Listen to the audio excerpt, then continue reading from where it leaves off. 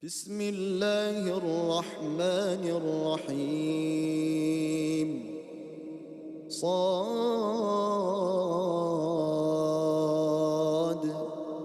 والقرآن ذي الذكر بل الذين كفروا في عزة وشقاق كم أهلكنا من قبلهم من قرن فنادوا ولا تحين مناص وعجبوا أن جاءهم منذر منهم وقال الكافرون هذا ساحر كذاب أجعل الآلهة إلها واحدا إن هذا لشيء عجاب وانطلق الملأ منهم أن امشوا واصبروا على آلهتكم إن هذا لشيء يراد ما سمعنا بهذا في الملة الآخرة إن هذا إلا اختلاق أأنزل عليه الذكر من بيننا بل هم في شك من ذكري بل لما يذوقوا عذاب Bismillahirrahmanirrahim. Assalamualaikum warahmatullahi wabarakatuh. Waalaikumsalam warahmatullahi wabarakatuh. Alhamdulillahilladzi arsala rasulahu bil huda wa dinil haq liyudhhirahu 'alad dini kullihi wa kafa billahi syahida. Nashhadu an la ilaha illallah wa nashhadu anna Muhammadan abduhu wa rasuluh. Allahumma salli wa sallim wa barik ala nabiyyina Muhammad wa ala alihi wa sahbihi wa man sara ala nahjihi wastanna bisunnatihi ila yaumiddin. Qala Allahu azza wa jalla fi kitabihil karim, a'udzu billahi minasyaitonir rajim, waja'alna minhum a'immatan yahduna bi amrina lamma sabaru wa kanu bi ayatina yuqinun. Subhanaka la ilma lana illa ma 'allamtana innaka antal alimul hakim. Subhanaka la fahma lana illa ma fahamta lana innaka antal jawadul karim wa qur rabbi zidna ilman wa ba'd. Hadirin hadirat jamaah Masjid Salahuddin, kantor pusat Direktorat Jenderal Pajak yang dimuliakan Allah Subhanahu wa taala, serta para pemirsa yang sama-sama mengharapkan ridha Allah. Tiada kata yang pantas kita lantunkan di siang hari ini tentunya melainkan ucapan syukur alhamdulillah atas limpahan rahmat dan karunia yang Allah berikan kepada kita. Kita senantiasa berdoa kepada Allah Subhanahu wa taala, mudah-mudahan Allah Subhanahu wa taala memberikan istiqomah kepada kita dan kelak Allah mewafatkan kita dalam keadaan husnul khatimah. Amin ya rabbal alamin. Tak lupa salawat teriring salam kita haturkan kepada panutan kita Nabi Muhammad sallallahu alaihi wasallam, sosok yang kita cintai, sosok yang kita rindui, yang kita berharap mudah-mudahan dengan kecintaan kita kepada beliau, Allah Subhanahu wa taala berkenan untuk mempertemukan kita serta mengumpulkan kita dengan Nabi sallallahu alaihi wasallam di surganya. Amin ya rabbal alamin. Hadirin hadirat jamaah Masjid Salahuddin, kantor pusat Direktorat Jenderal Pajak yang dimuliakan Allah, ya.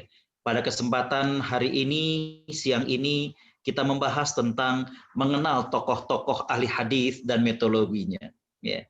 Tentunya kalau kita berbicara tentang ahli hadis, maka sedikit sebelum kita masuk tentang tokoh-tokoh tersebut, saya ingin mengatakan bahwa ya, perkembangan hadis ya, dari mulai zaman Nabi Shallallahu Alaihi Wasallam, para ulama mengatakan itu mengalami beberapa fase, ya, mengalami beberapa fase. Yang pertama tentunya adalah hadis di masa Rasulullah Shallallahu Alaihi Wasallam, ya. Hadis di masa Nabi Shallallahu Alaihi Wasallam di mana para sahabat itu kalau ada pertanyaan, kalau ada hal yang ingin dijelaskan, maka mereka langsung bertanya kepada Nabi Shallallahu Alaihi Wasallam. Ya. Dan para ulama juga menegaskan bahwa ya, para sahabat sudah menggunakan metode tathabbut, bagaimana check and recheck, ya, klarifikasi, ya. Apa yang mereka dengar dari sahabat yang lain, apakah betul Nabi Shallallahu Alaihi Wasallam menyampaikan dan bersabda demikian. Ya. Dan hadis di masa Nabi Shallallahu Alaihi Wasallam ini sudah ditulis, ya, jadi sudah, alhamdulillah, maaf. Ya. Hadis di masa Nabi SAW ini sudah tercatat. Ya. Kalau ada tuduhan-tuduhan dari kalangan orientalis, dari kalangan-kalangan sekuler yang mengatakan bahwa hadis-hadis Nabi SAW itu baru ditulis 1 abad kemudian, baru ditulis pada awal abad kedua daripada hijrah, maka itu adalah sebuah ucapan yang keliru, karena fakta sejarah menunjukkan bahwa hadis-hadis Nabi SAW itu sudah tercatat di masa Nabi SAW. Kemudian hadis di masa Khulafa ar-Rasyidin, di mana selain dihafalkan oleh para sahabat, selain dicatat oleh para sahabat, ternyata di masa Khulafa ar-Rasyidin juga para sahabat menggunakan semangat untuk check and recheck. Yeah. Bahkan bukan itu saja, terkadang sahabat melakukan perjalanan yang cukup jauh untuk memastikan bahwa sebuah hadis itu betul-betul disabdakan oleh Nabi Shallallahu Alaihi Wasallam. Kemudian fase yang ketiga adalah hadis di masa Khulafa ar-Rasyidin, setelah Khulafa ar-Rasyidin sampai akhir abad pertama hijrah. Ya. Bagaimana para ulama sudah muncul semangat untuk menulis, ya. Jadi selain catatan yang sudah dilakukan oleh para sahabat, muncul suatu gerakan untuk menyalin dan membukukan apa yang telah dicatat oleh para sahabat akan hadis-hadis Nabi Shallallahu Alaihi Wasallam. Abad kedua merupakan abad bagaimana ya, berkembangnya ilmu hadis dan juga perhatian para ulama terhadap hadis Nabi Shallallahu Alaihi Wasallam. Banyak sekali ulama-ulama hadis yang muncul di abad ini, dan banyak sekali kitab-kitab hadis yang mereka tulis. Ya. Begitu juga di abad ketiga, perkembangannya itu lebih bagus lagi, bukan cuma sekedar dibukukan, tapi hadis juga sudah mulai ada syarah atau komentar-komentarnya, bagaimana hadis sudah mulai dimasuki pandangan-pandangan fikihnya, kemudian juga hadis sudah mulai ditambah dengan istinbat dari para ulama. Ya. Lalu kemudian fase berikutnya adalah ya, tahun 300 sampai 656 Hijriah. Ya. Kemudian hadis setelah tahun 656 Hijriah sampai sekarang, bagaimana masih terus berkembang usaha-usaha para ulama untuk menjaga hadis-hadis Nabi Shallallahu Alaihi Wasallam. Dari sini, Bapak Ibu Jamaah Masjid Salahuddin, ya, kantor pusat Direktorat Pajak yang dimuliakan Allah, bisa melihat bahwa yang akan kita bahas ini adalah bagaimana tokoh-tokoh hadis ya di abad kedua dan abad ketiga hijrah, kurang lebih demikian ya. Karena kita tidak bicarakan bagaimana hadis di masa Nabi, di masa Khulafa ar-Rasyidin, di masa setelah Khulafa ar-Rasyidin, kecuali nanti kalau pengurus DKM Masjid Salahuddin itu kita ada serial yang lain, yaitu tentang fase-fase perkembangan hadis, baru kita akan detailkan. Tapi kalau berbicara tentang tokoh-tokoh ahli hadis, maka kita berbicara tentang tokoh-tokoh ahli hadis dan kitab-kitab mereka yang mana mereka lahir di abad kedua atau ketiga hijrah ini. Hadirin hadirat para perindu surga Allah Subhanahu wa taala, ya. Di antara list daftar para ulama hadis, ya, tentunya sangat banyak, ya. Tapi saya pilihkan beberapa nama ya yang bisa kemudian kita ambil pelajaran, karena mereka-mereka ini kitabnya itu sangat-sangat familiar di tengah-tengah kita. Mudah untuk kita jangkau, kita miliki, dan kita baca. Ya. 6 yang pertama, ini yang disebut dengan Kutubus Sittah. Ya. 6 yang pertama ini merupakan pengarang dari Kutubus Sittah. 6 kitab induk hadis. Ya, jadi kalau ada buku induk tentang hadis, maka 6 buku induk itu adalah yang pertama Sahih Bukhari, ya, yang lahir pada tahun 194 Hijrah, abad kedua Hijrah tadi saya katakan. Imam Muslim yang lahir ya tahun 204 Hijrah. Ya. Walaupun masuk abad ketiga, tapi terhitungnya Imam Muslim itu berdekatan masanya dengan Imam Bukhari. Ya. Ya, jadi Imam Muslim juga mengarang kitab yang diberi judul dengan Sahih Muslim, ya, yang dikenal dengan Sahih Muslim. Yang ketiga adalah Imam Abu Daud. Ya. Imam Abu Daud ini lahir tahun 202 Hijrah. Hanya selang lebih awal atau lebih dulu daripada Imam Muslim. Imam At-Tirmidzi juga sama. Berdekatan dengan Imam Muslim, berdekatan tahunnya dengan Imam Abu Daud. Beliau lahir tahun 209 Hijrah. Jadi dekat-dekat sekali. Imam Bukhari lahir tahun 194, Imam Muslim tahun 204, Imam Abu Daud lahir tahun 202, Imam At-Tirmidzi lahir tahun 209, ya, dan Imam An-Nasai lahir tahun 215. Ya, lahir tahun 215. Imam Ibnu Majah lahir tahun 207. Jadi antara dari Imam Muslim sampai Imam Ibnu Majah ini jaraknya dekat sekali. Ya, hanya selisih sekian tahun. Ya. Nah, dari Imam Abu Dawud, Imam At-Tirmidzi, Imam An-Nasai, Imam Ibnu Majah, yang menarik adalah kitab hadis mereka itu diberi nama dengan Sunan. Nah, ini Sunan. Ya. Jangan sampai keliru. Di Indonesia itu ada Sunan Kalijaga, ada Sunan apa ya? Bukan. Ya, ini adalah corak metode penulisan hadis yang dikenal kitabnya dengan Sunan. Baik. Yang berikutnya adalah Imam Ahmad bin Hambal. Ya, beliau lebih awal daripada yang sebelumnya. Beliau lahir tahun 164 Hijrah. Ya, di mana Imam Ahmad bin Hambal menulis kitab hadis yang beliau beri judul dengan Al-Musnad. Al-Musnad. Ya. Selain dari Imam Ahmad bin Hambal dan juga 6 kitab induk dalam bidang hadis, ada Imam Malik rahimahullah. Ya. Imam Malik ini paling sepuh, paling tua, karena beliau lahir tahun 93 Hijrah. Subhanallah, masih di 100 tahun pertama di tahun Hijriah ini, yaitu Imam Malik. Makanya beliau banyak sekali berjumpa dengan sahabat-sahabat Nabi Shallallahu Alaihi Wasallam. Ya.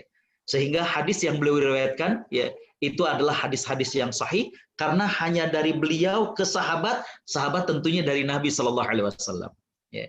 Imam Malik ini punya kitab namanya Al-Muwatta. Ya. Ada satu lagi yang saya masukkan ya ke dalam list para tokoh ahli hadis yang insya Allah akan kita bahas adalah Imam At-Tabarani. Ya. Imam At-Tabarani ada 2 cara membacanya. Ya. Dengan sukun pada huruf ba atau dengan fathah pada huruf ba-nya. Jadi ada yang membaca dengan At-Tabrani, ada yang membaca dengan At-Tabarani. Jadi ba-nya sukun atau ba-nya itu dibacanya dengan fathah. Itu adalah 2 cara membaca yang dibolehkan ya. Jadi sama-sama betul antara At-Tabarani dengan At-Tabrani. Ya. Kitab daripada Imam At-Tabarani ini disebut dan dikenal dengan Al-Mu'jam. Ya. Ada 3 kitab beliau dalam bidang hadis ini yang terkenal, Al-Mu'jamus Shaghir, Al-Mu'jamul Awsat, dan Al-Mu'jamul Kabir. Mu'jam yang Shaghir yang kecil, Mu'jam Al-Awsat yang pertengahan, ya, medium, dan ada Al-Mu'jam Al-Kabir adalah mu'jam yang besar, yang large. Ya. Hadirin-hadirat para perindu surga Allah Subhanahu wa taala, jamaah Masjid Salahuddin yang dimuliakan Allah Subhanahu wa taala, kalau Imam Bukhari dengan Imam Muslim ya, dikenal kitabnya dengan sahih ya, baik sahih Bukhari maupun sahih Muslim. Di sini menunjukkan bahwa kedua ulama tersebut, yaitu Imam Bukhari dengan Imam Muslim, betul-betul berusaha untuk menyeleksi dan memilih dari hadis-hadis yang mereka hafal, mereka hanya pilih dan mereka cantumkan dalam kitab mereka yang sahih-sahih saja. Makanya kitab mereka dikenal dengan kitab Sahih Bukhari atau Sahih Muslim. Karena kedua ulama ini berusaha keras, ya, berusaha sedaya upaya untuk menyeleksi hadis-hadis yang menurut mereka yang paling sahih saja. Adapun untuk Imam Abu Daud, Imam At-Tirmidzi, Imam An-Nasai, Imam Ibnu Majah, kitab hadis mereka disebut dengan sunan. Para ulama hadis mengatakan bahwa sunan ini adalah kitab hadis yang disusun berdasarkan bab-bab fikih. Berdasarkan apa? Bab-bab fikih. Kita kalau baca kitab tentang fikih, maka pembahasan yang pertama itu adalah tentang toharoh. Bagaimana bersuci. Berwudu, tayamum, mandi, pembahasan tentang fikih. Setelah itu adalah bab tentang sholat. Setelah itu tentang masjid atau sholat berjamaah. Pokoknya membahas tentang masalah hukum. Itu adalah kitab hadis yang disebut dengan sunan. Yaitu kitab hadis yang disusun berdasarkan bab-bab fikih. Dalam Sahih Bukhari dengan Sahih Muslim bisa dilihat bedanya. Sahih Bukhari bab yang pertama itu adalah kitab Bad'il Wahyi, bab atau kitab permulaan turun wahyu. Jadi ini bukan pembahasan fikih, tapi karena Imam Bukhari memang kitabnya bukan namanya sunan, tapi Sahih Bukhari, maka itu menjadi bab yang pertama dalam kitab Sahih Bukhari.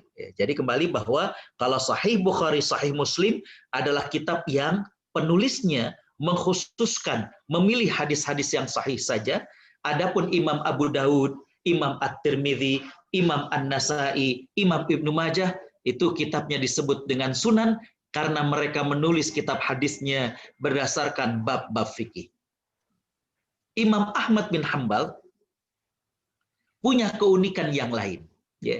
Kitab hadis beliau diberi nama dengan Al-Musnad. Musnad Imam Ahmad. Para ulama mengatakan bahwa Musnad ini adalah kitab hadis yang disusun berdasarkan nama sahabat. Yang disusun berdasarkan nama sahabat. Jadi kalau misalkan kita ingin tahu hadis-hadis yang diriwayatkan oleh sahabat Abu Bakar misalkan, maka tinggal kita buka kitab Musnad, kita cari nama Abu Bakar. Di situ kita akan dapatkan seluruh hadis-hadis yang diriwayatkan oleh sahabat Abu Bakar As-Siddiq. Atau misalkan kita ingin tahu hadis yang diriwayatkan oleh istri Nabi SAW, kita cari misalkan Aisyah. Maka di situ kita dapatkan seluruh hadis-hadis yang diriwayatkan oleh Aisyah radhiyallahu anha. Jadi ini metode dan corak penulisan kitab hadis yang lain yang unik, yaitu disusun berdasarkan daripada nama-nama sahabat. Misalkan, saya tuh jarang dapetin hadis yang diriwayatkan dari Utsman bin Affan misalnya. Kita cari di sahabat Utsman bin Affan, lalu kemudian kita akan dapatkan bahwa di bawah daripada nama Utsman bin Affan itu adalah hadis-hadis yang diriwayatkan oleh Utsman bin Affan. Itu namanya adalah kitab Musnad. Salah satu kitab Musnad dikarang oleh Imam Ahmad bin Hambal. Lalu kemudian Imam Malik. Kitab hadisnya diberi nama dengan Al-Muwatta.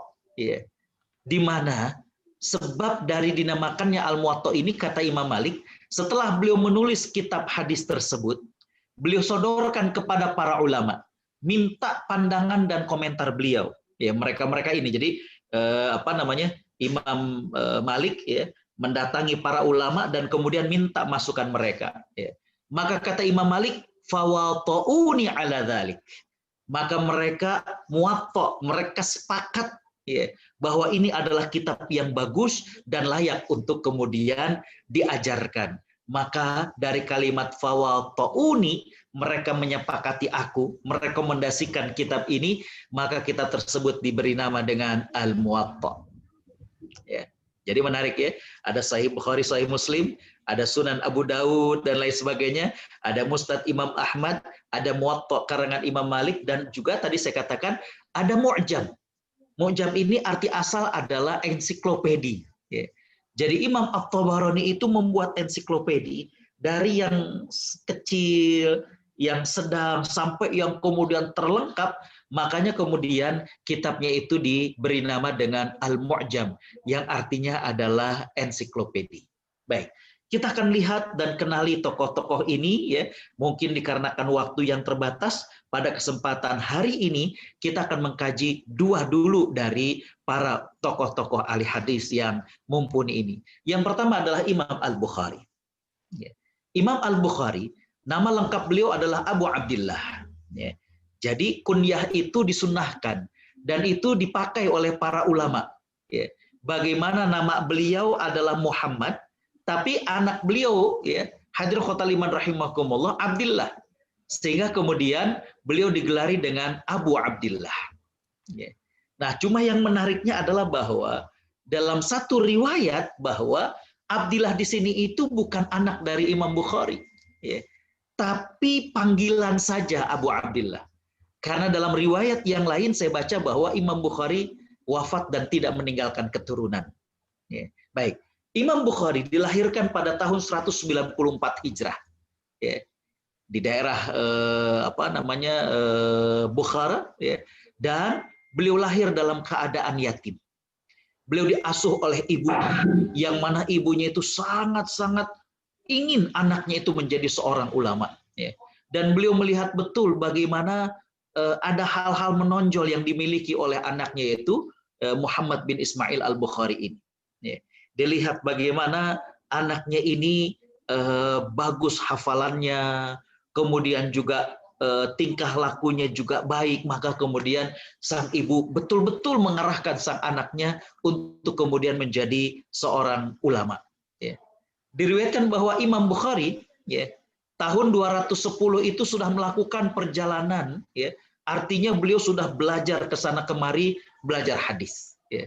Coba kita bayangkan, ya, beliau dalam usia 16 tahun, ya, 16 tahun beliau sudah ke sana kemari untuk kemudian belajar hadis. Subhanallah.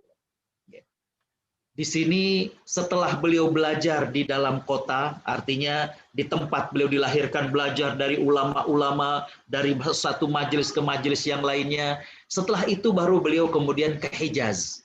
Hijaz zaman dulu meliputi Mekah, Madinah, ya, itu setelah puas Imam Bukhari belajar dari ulama-ulama di negerinya, beliau pun kemudian berangkat ke Hijaz.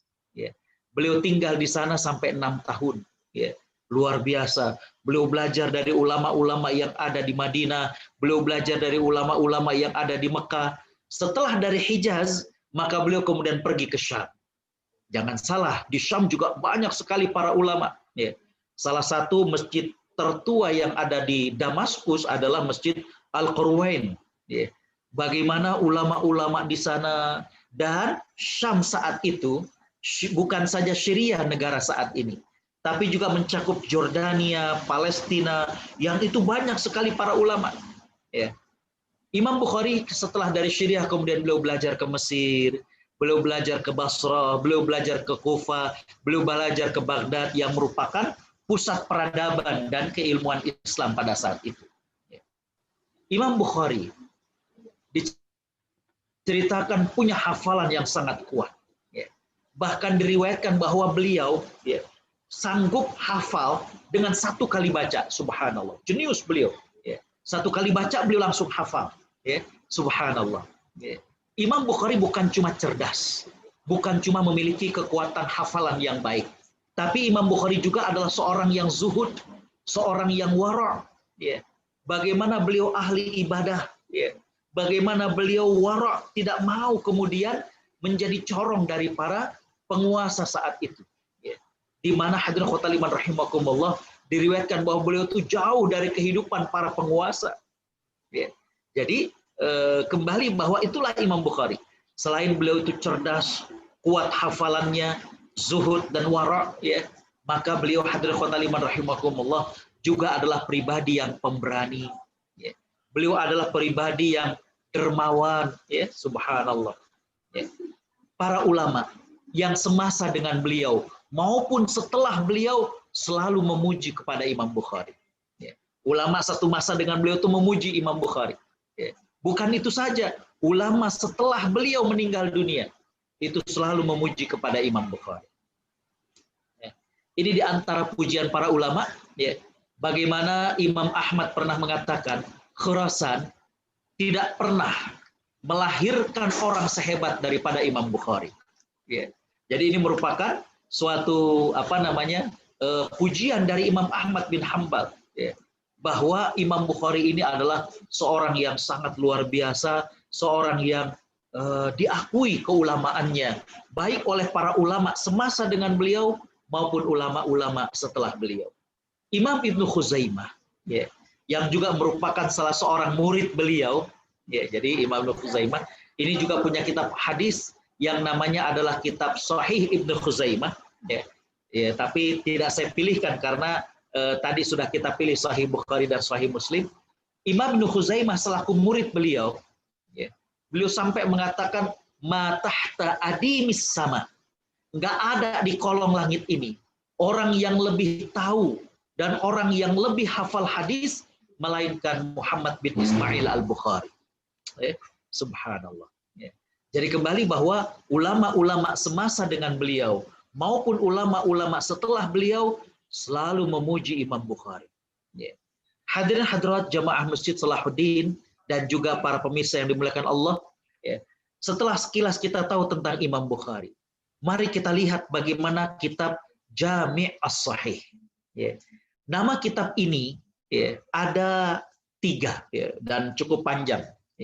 Tapi yang dipilih adalah hadirin khotaliman rahimakumullah, yaitu Al-Kitab Al-Jami' Al-Musnad As-Sahih Al-Mukhtasar min ahadits Rasulullah sallallahu alaihi wasallam wa sunanihi wa ayyami. Jadi judul lengkapnya itu adalah Kitab Al-Jami', yang lengkap, As-Sahih, yang khusus tentang hadis-hadis sahih. Al-Musnad, yang sampai hadisnya itu kepada Nabi SAW. Al-Mukhtasar, dan ini ringkasan. Min ahadits Rasulullah sallallahu alaihi wasallam, dari hadis-hadis Rasulullah sallallahu alaihi wasallam, wa sunanihi wa ayyamihi. Baik, hadirin khotaliman rahimakumullah, Imam Bukhari itu hafal 600.000 lebih hadis. Subhanallah. 600.000, subhanallah. Dan oleh Imam Bukhari kemudian beliau menggunakan metode al-intiqa. Bagaimana beliau memilih dan bukan memilih, menyeleksi. Beliau bersusah payah mengeluarkan segala kemampuan beliau untuk memilih, menyeleksi hadis-hadis yang sahih saja. Dan hadirin khotaliman rahimakumullah, karena beliau maksudkan adalah untuk meringkas, maka selain daripada kitab Sahih Bukhari, masih banyak lagi hadis-hadis sahih lainnya. Cuma Imam Bukhari ingin mengkhususkan kitab ini adalah kitab yang mengandung hadis yang sahih saja. Adapun daripada apa yang ada dalam kitab tersebut, dan itu masih juga hadis sahih, masih sangat banyak. Imam Ibnu Hajar mengatakan dalam kitabnya Hadiyus Sari, Muqaddimah Fathul Bari, muqaddimah daripada Fathul Bari, Syarah Sahih Bukhari, di mana Imam Bukhari mengatakan ma adkhaltuhu illa sahihan. Enggak ada satupun hadis yang aku masukkan melainkan hadis yang sahih. Wa ma taraktu minas sihah aktsar. Dan apa yang tidak aku masukkan dari hadis-hadis yang sahih itu jauh lebih banyak lagi. Bapak Ibu jamaah Masjid Salahuddin yang dimuliakan Allah, selain Imam Bukhari itu menyeleksi dari 600.000 lebih hadis, beliau bersusah payah untuk kemudian menyeleksinya.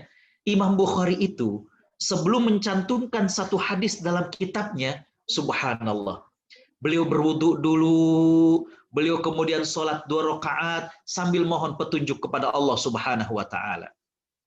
Gak kurang-kurang Imam Bukhari menulis kitabnya ini selama 16 tahun. Diawali dari Raudhah, dari Raudhah di Masjid Nabawi. Beliau bawa pada saat beliau perjalanan ke negeri-negeri sambil beliau menuntut ilmu, maka beliau kemudian melanjutkan menulis kitabnya sampai 16 tahun. Setelah selesai, maka Imam Bukhari kemudian menyodorkan kitabnya kepada Imam Ahmad bin Hanbal. Jadi ini subhanallah, antar para ulama itu dekat disodorkan kitabnya. Kemudian juga disodorkan kepada Yahya bin Ma'in. Kemudian juga kepada Ali ibn al-Madini. Dan mereka mengomentarinya itu dengan positif. Dan mereka memberikan rekomendasi. Para ulama memuji kitab ini. Al-Hafiz Az-Zahabi mengatakan bahwa kitab ini merupakan salah satu kitab ilmu Islam yang paling bagus dan paling utama setelah Al-Qur'anul Karim. Ya. Jadi setelah Al-Qur'anul Karim, ya, maka kata Imam Az-Zahabi, nggak ada kitab yang paling sahih, yang paling banyak ilmunya tentang Islam kecuali Sahih Bukhari. Ya. Hadirin para penduduk surga Allah Subhanahu wa taala, dalam Sahih Bukhari terdapat 7.397 hadis. Ya. Tapi sebenarnya itu hadis yang diulang-ulang oleh Imam Bukhari. Ya. Jadi beliau itu kekuatan dan kelebihan Imam Bukhari itu, ya, yang pertama adalah selain daripada keunggulan kualitas hadis, ya, yang kedua Imam Bukhari itu juga memiliki keistimewaan dalam istinbat, pengambilan kesimpulan dari hadis.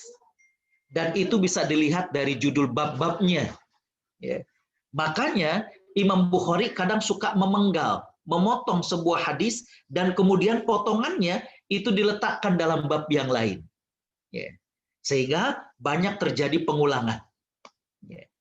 Tapi di sini ada satu faedah bahwa kita akan melihat bagaimana kekuatan Imam Bukhari dalam menyimpulkan sebuah hadis. Perenungan beliau, istinbat beliau, istidlal beliau itu sangat luar biasa. Ya. Jadi itulah kitab Sahih Bukhari. Ya.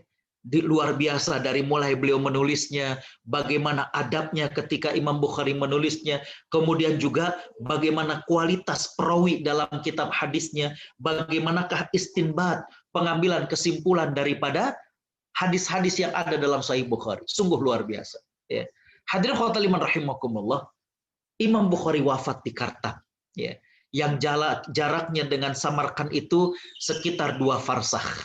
Pada malam Idul Fitri tahun 256 Hijriah dengan usia 62 tahun. Beliau meninggalkan ilmu yang sangat banyak sekali. Selain Sahih Bukhari, juga kitab-kitab beliau yang lainnya. Ya. Ada Al-Adabul Mufrad, ada Tarikh dan lain sebagainya. Ya. Jazahullahu kulla khair. Mudah-mudahan Allah membalas beliau. Yang kedua, kayaknya masih ada waktu sedikit, ya, yaitu tentang Imam Muslim. Ya. Imam Muslim ini, ya, nama lengkap beliau adalah Abul Husain Muslim bin Hajjaj Al-Qushairi An-Naisaburi. Beliau lahir tahun 210 Hijrah. Ya. 210 Hijrah. Jadi beda sekitar 16 tahun dengan Imam Bukhari. Ya. Dan Imam Muslim ini juga luar biasa. Ya. Bagaimana beliau orang yang haus dengan ilmu. Beliau sudah melakukan perjalanan ke berbagai negeri untuk belajar dan mencari hadis. Ya. Beliau belajar ke Hijaz, ke Mekah, ke Madinah. Beliau berangkat ke Syam, ke Syria, berangkat ke Jordan, berangkat ke Palestina. Beliau berangkat ke Baghdad, ke Kufah, ke Basrah. Beliau berangkat ke Mesir untuk belajar hadis. Ya. Dan ketika Imam Bukhari itu sampai ke Naisapur, ya, Imam Muslim itu mulazamah. Imam Muslim itu selalu hadir dalam majelis Imam Bukhari. Ya. Dan mulazamah, nggak pernah absen sekalipun dari majelisnya Imam Bukhari. Karena beliau ingin memanfaatkan betul, ya, bagaimana kehadiran ulama seperti Imam Bukhari. Ya. Imam Muslim ini merupakan seorang ulama yang guru beliau dengan guru Imam Bukhari itu banyak yang samanya. Jadi seguru seilmu. Ya. Bahkan dalam riwayat bahwa Imam Muslim juga ternyata pernah belajar dari Imam Bukhari. Ya. Hadirin khotaliman rahimakumullah, banyak para ahli hadis yang memuji kepada Imam Muslim. Ya. Bagaimana ketelitian beliau, bagaimana kekuatan hafalan beliau, bagaimanakah kerapihan ilmu beliau. Ya. Hadirin khotaliman rahimakumullah, ya. Inilah Imam Muslim, yang mana Imam Muslim banyak memiliki guru yang sama dengan guru Imam Bukhari. Bahkan Imam Muslim juga merupakan muridnya Imam Bukhari. Ya. Banyak. Ya, baik. Hadirin khotaliman rahimakumullah, sedikit kita berbicara tentang Sahih Muslim. Ya. Imam Muslim, ya, mengarang kitab yang sangat-sangat bagus sekali. Karena beliau sebagai murid dari Imam Bukhari, jadi beliau bisa melihat dan membandingkan.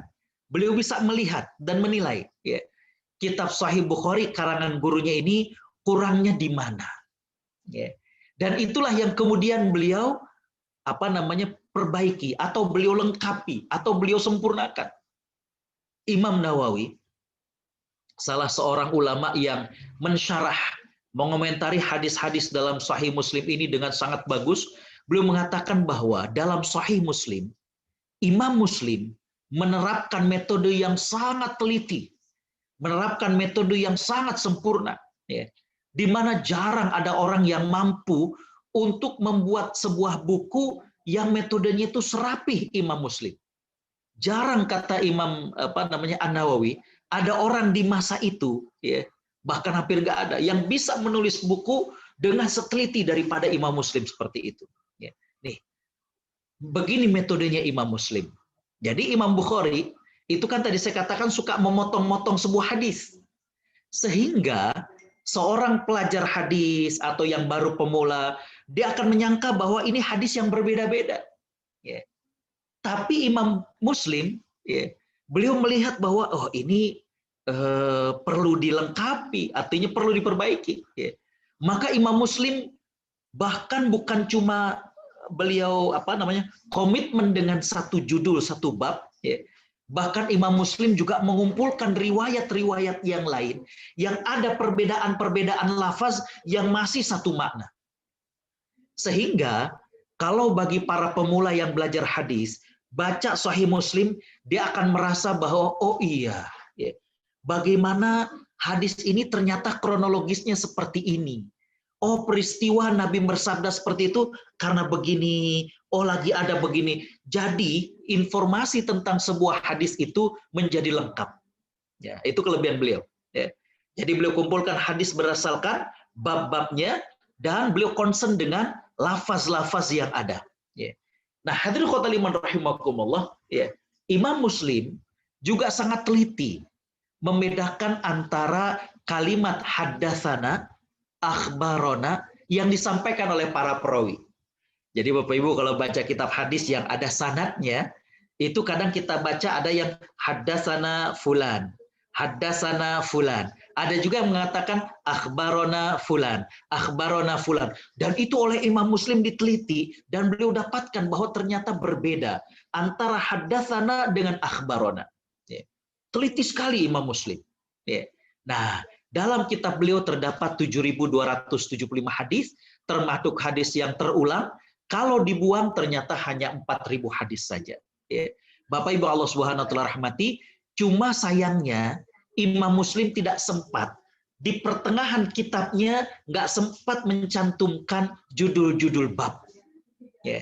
Sudah banyak ulama yang berusaha untuk mencantumkan judul bab, tapi rata-rata nggak tepat. Ya.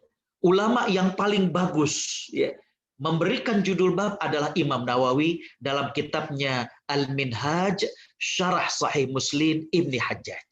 Ya. Hadirat para penduduk surga Allah Subhanahu wa taala, ya.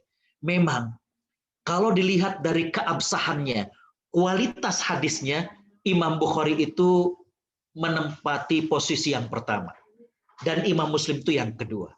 Ya. Tapi saya katakan di sini adalah bahwa itu kalau melihat perawi hadisnya secara umum. Ya.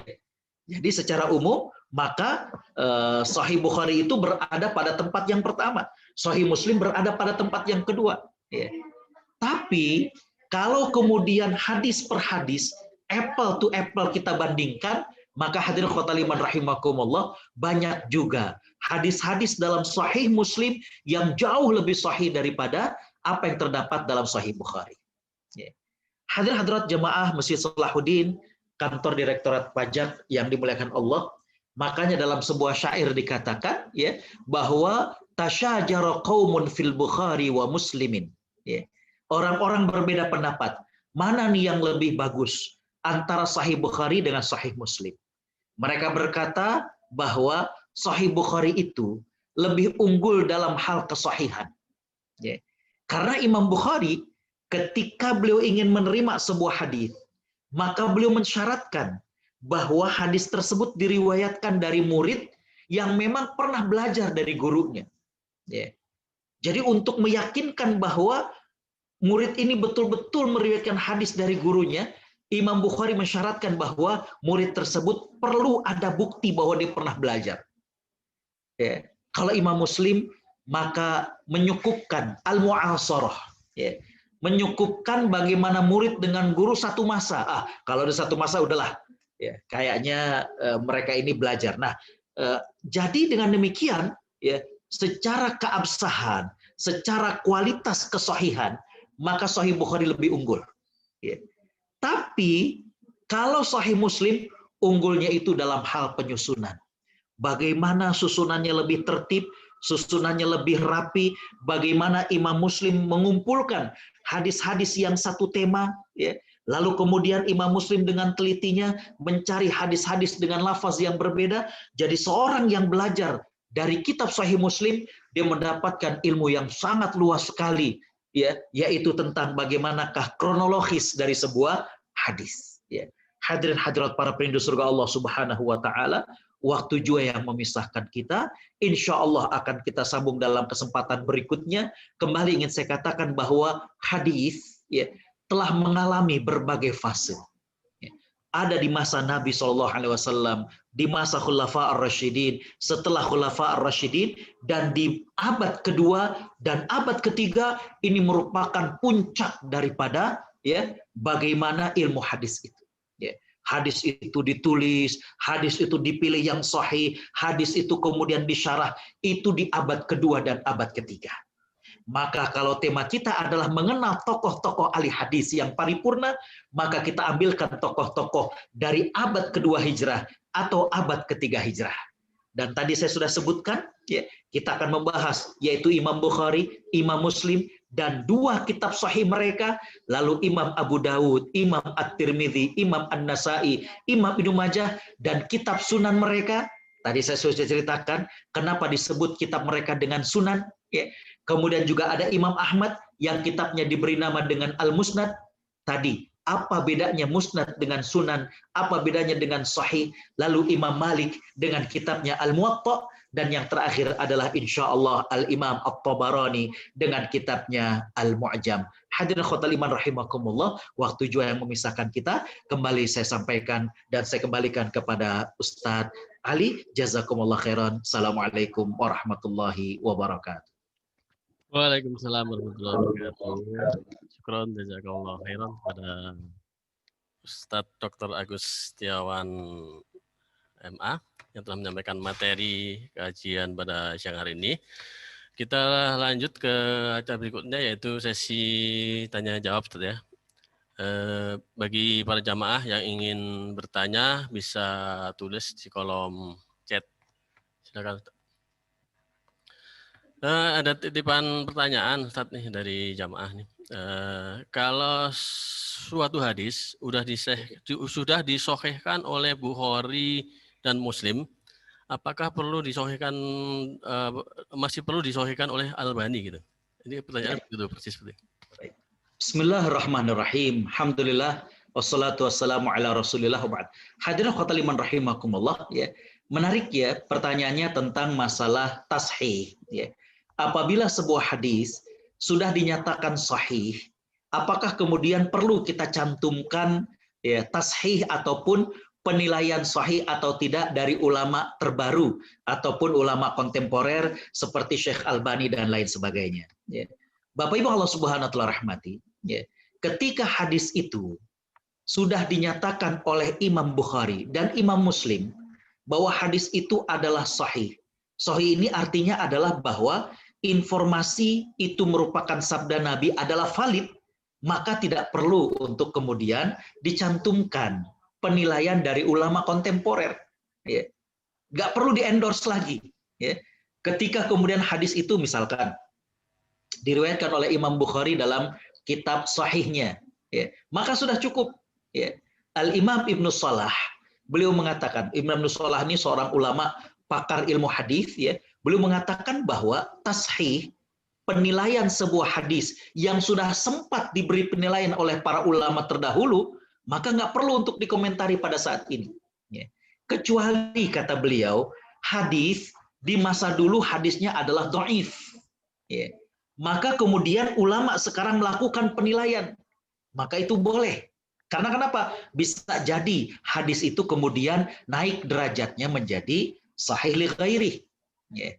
Jadi kembali bahwa ringkasnya, ketika sebuah hadis sudah dinyatakan oleh Imam Bukhari, oleh Imam Muslim bahwa hadis itu beliau masukkan dalam kitab sahihnya, maka sudah selesai, tidak perlu lagi dicantumkan penilaian ataupun tashih dari ulama kontemporer, baik oleh Syekh Albani maupun oleh ulama-ulama yang lainnya. Wallahu a'lam.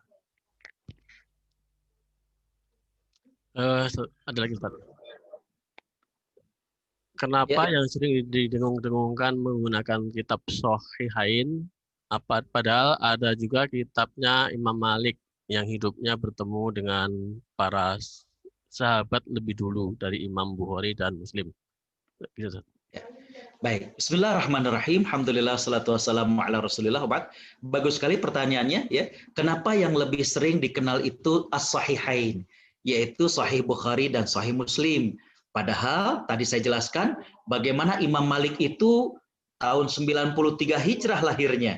Jadi tadi saya katakan justru masih bertemu dengan banyak sahabat, ya. Dan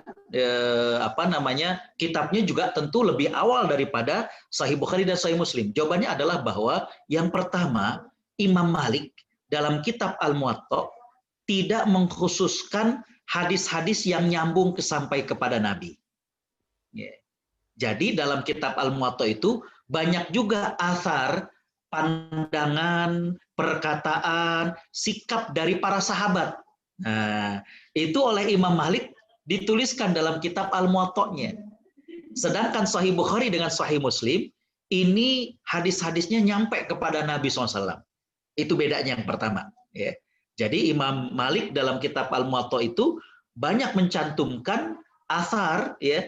Athar ini artinya adalah pandangan, perkataan dari para sahabat. Ya.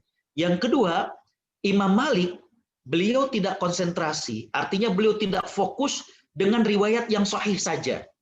Ya. Karena kan tadi saya katakan, walaupun Imam Malik ini banyak ketemu dengan sahabat, tapi Imam Malik juga banyak meriwayatkan dari tabi'in yang lainnya.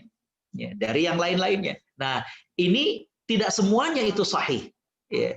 Ada juga yang hasan. Nah, karena dengan demikian, maka kitab Al-Muwatta, ya, selain mengandung hadis Nabi, juga mengandung athar dari para sahabat, juga Imam Malik tidak komitmen khusus untuk yang sahih saja, tapi juga mencantumkan riwayat-riwayat yang tidak sahih dalam kitabnya Al-Muwatta.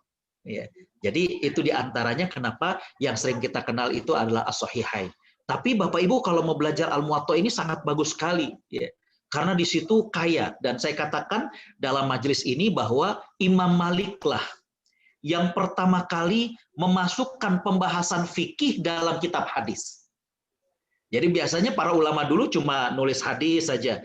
Tapi Imam Malik itu beliau berikan hamish.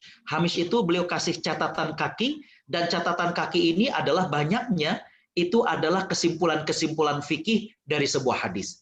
Maka saya katakan bahwa Imam Malik adalah orang yang pertama kali memasukkan kajian fikih dalam kitab hadis. Demikian wallahu a'lam. Oke, cukup Ustaz ya? Oh, iya cukup. Oh, satu lagi Ustaz. Baik. Sering kita dengar Imam Nawawi mensyarahkan kitab-kitab besar. Apakah beliau Imam Nawawi ulama Indonesia? Baik. Bismillahirrahmanirrahim. Alhamdulillah, salatu wassalamu ala rasulillah. Hadirin khotal iman rahimakumullah. Ya. Imam Nawawi yang terkenal adalah dari kata Nawa. Nawa ini adalah sebuah provinsi di Palestina. Ya. Dan Imam Nawawi yang terkenal yang mensyarah, contohnya syarah Sahih Muslim dan kitab-kitab hadis yang lainnya, itu adalah Imam Nawawi yang tadi saya katakan berasal dari Nawa yang dinisbahkan menjadi Nawawi. Ya. Ulama Indonesia ada juga yang namanya adalah Imam Nawawi, berasal dari daerah Banten sehingga dikenal dengan Imam Nawawi Al-Banteni. Tapi ini adalah dua imam yang berbeda, ya. Tahun lahirnya juga sangat jauh, ya, antara Imam Nawawi yang lebih dulu, ya, dengan Imam Nawawi Al-Banteni, ya. Walaupun Imam Nawawi Al-Banteni juga cukup banyak karya beliau dalam bidang tafsir, dalam bidang fikih, tapi tentunya tidak seperti Imam Nawawi yang mengarang ataupun mensyarah Sahih Muslim. Ya, jadi ada dua nama Imam Nawawi yang berbeda, satu Imam Nawawi yang mensyarah Sahih Muslim dan juga kitab-kitab hadis yang lainnya, dan ada juga Imam Nawawi yang Al-Bantani, yaitu Imam Nawawi dari Banten. Kalau Imam Nawawi Al-Bantani ini satu masa dengan beberapa ulama Indonesia lain yang terkenal, seperti Syekh Yasin Al-Padangi, ya, Syekh siapa Al-Minangkabawi. Jadi banyak di Mekah itu adalah ulama-ulama Indonesia yang berkiprah dan memiliki ilmu yang luar biasa. Ya. Jadi beda antara Imam Nawawi yang mensyarah hadis Sahih Muslim dengan Imam Nawawi Al-Bantani. Wallahu a'lam. Ustaz, kalau kitab asli yang ditulis oleh Imam Bukhari ataupun Imam Muslim itu apa sampai sekarang masih ada, Ustaz? Ya, Bapak Ibu Allah Subhanahu wa taala rahmati, masih ada ya manuskrip-manuskrip mereka di perpustakaan-perpustakaan di kampus-kampus di Timur Tengah. Ya, contoh misalkan di Al Azhar, contohnya di Islamic University di Madinah, ya, bahkan di beberapa museum itu masih ada dalam bentuk manuskrip-manuskrip. Ya, contohnya adalah di Louvre. Ya, Louvre ini museum di Paris yang memuat cukup banyak peninggalan-peninggalan Islam, dan juga diantaranya di Leiden di Belanda dalam bentuk makhtutat, manuskrip-manuskrip. Ya. Itu menjadi khazanah kita. Jadi masih ada yang masih tertulis tangan dari kitab-kitab mereka. Demikian, wallahu a'lam. Cukup, Ustaz. Jazakallahu khairan pada Ustadz Dr. Agustiawan MA yang telah menyampaikan materi serta menjawab pertanyaan-pertanyaan dari jamaah. Semoga apa yang disampaikan tadi bermanfaat bagi kita semua. Amin. Amin. Selanjutnya kita lanjut ke acara penutup.